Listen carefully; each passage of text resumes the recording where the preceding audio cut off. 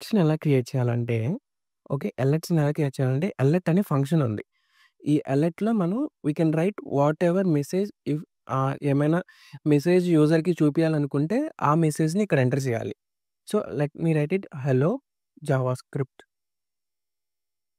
ఇప్పుడు నేను ఈ మెసేజ్‌ని యూజర్‌కి చూపియాలనుకుంటున్నా పాపప్ మెసేజ్ లాగా. సో, ఎప్పుడైతే నేను జావాస్క్రిప్ట్‌లోకెళ్ళానో నాకు హలో జావాస్క్రిప్ట్ అనొచ్చింది. ఇక్కడ నాకు బటన్ చూసుకుంటే ఓకే బటన్ అని వచ్చింది. సో, ఇట్ రే ఏంటంటే నాకు ఓన్లీ బటన్స్ వచ్చేసి ఏం చూపిస్తుంది? ఓకే మాత్రమే చూపిస్తుంది.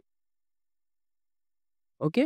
ఎప్పుడైతే నేను ఓకే క్లిక్ చేశానో nothing will happen. Okay. Yeah! Just ఏంటంటే నాకు అలర్ట్ మెసేజ్ లాగా మనం ఏమైనా చూపియాలనుకుంటే we will use alert method అనమాట. అండ్ ఆ మెథడ్ లోపల మనం ఏంటంటే మెసేజెస్ ఏవైతే మెసేజ్ యూజర్‌కి చూపియాలనుకుంటున్నామో ఆ మెసేజ్‌ని ఈ అలర్ట్ లోపల రాస్తాము. అండ్ ఇక్కడ మనకేంటి ఓన్లీ ఓకే బటన్ మాత్రమే చూపిచ్చింది. Yeah! We can write alert messages inside console also. అదెలా అంటే అలర్ట్ ఫంక్షన్ సేమ్ మనం జావాస్క్రిప్ట్‌లో ఎలా రాసామో అలానే. Same hello JavaScript. ఎప్పుడైతే ఎంటర్ చేశానో నాకు సేమ్ ఒక బటన్ వచ్చింది ఓకే అని. Whenever I click on okay nothing will happen. But ఇక్కడ చూస్తే నాకు అన్‌డిఫైన్డ్ అనేది రిటర్న్ చేసింది.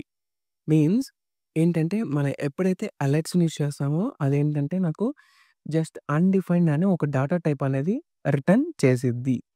ఓకే. యాహ్! నౌ ఇది అలర్ట్స్ కాన్సెప్ట్ అనమాట. ఓకే.